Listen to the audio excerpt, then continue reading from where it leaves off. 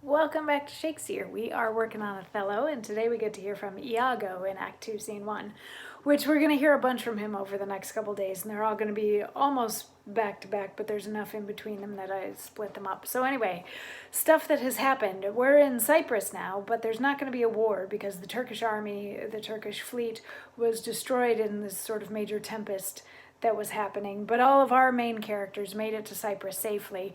Othello was the last one to show up, and he was so happy to get there and so happy to see his wife and all this sort of stuff that he's like, yay, let's just go be happy because Cyprus is a really cool town and it's super crazy fun. So he and Desdemona have just left, and the only people left on stage at this point are Iago and Roderigo. And remember, Iago wants to undo Othello, and he was working with Rodrigo to do that because Rodrigo is in love with Desdemona. So he had told Rodrigo to get as much money together as he possibly could and follow the wars because he knows or believes that Othello and Desdemona will get tired of each other at some point, at which point Roderigo should be able to just like swoop in and win over Desdemona. So after everybody leaves and we just have Othello and Rodrigo there, Iago turns to Rodrigo and he's like, well, let me tell you this. She's in love with him. And Roderigo is like, oh, why? Why does he have to be in love? Why is she in love with him? And Iago says, lay thy finger thus, and let thy soul be instructed.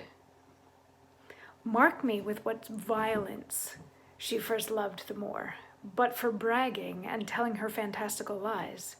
To love him still for prating, let not thy discreet heart think it. Her eye must be fed. And what delight shall she have to look on the devil? When the blood is made dull with the act of sport, there should be a game to inflame it and to give satiety a fresh appetite.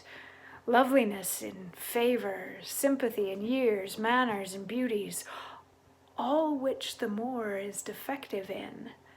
Now, for want of these required conveniences, her delicate tenderness will find itself abused, begin to heave the gorge, disrelish, and abhor the more. Very nature will instruct her in it and compel her to some second choice. Now, sir, this granted, as it is a most pregnant and unforced position, who stands so eminent in the degree of this fortune as Cassio does? A knave very voluble, no further conscionable than in putting on the mere form of civil and humane seeming for the better compass of his salt and most hidden loose affection. Why none? Why none? A slipper and subtle knave, a finder of occasion, that he's an eye can stamp and counterfeit advantages, though true advantage never present itself. A devilish knave. Besides, the knave is handsome, young, and hath all those requisites in him that folly and greed minds look after. A pestilent, complete knave. And the woman hath found him already. So he's starting to layer his plan together because remember, he also wants to take Cassio down because Cassio got the job that he wanted. So he's going to start planting the idea in Othello's mind that Cassio and Desdemona are sleeping together. So he starts out this monologue sort of reiterating the fact that Desdemona is going to get bored with Othello because she fell in love with him because he was telling the story of his life where he's, big soldier man and running around and fighting all these battles and all these bloody things and horrible life, and he was a slave for a while and blah, blah, blah, blah, blah. Iago's like, she fell in love with the adventure of him.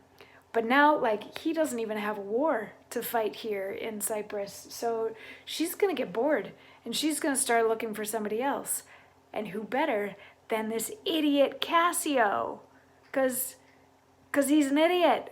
Yeah, he's pretty and he's young, but whatever. But, let's point things that way also because she's already been flirting with him. And Roderigo is like, no, she was just being nice. And Iago's like, oh, really? Really? You think she was just being nice? And he continues along that path, and we will get to see more of his plan unfold over the next couple of days as he brings Rodrigo into it. Yeah, good stuff. I'll see you tomorrow for more. Mwah.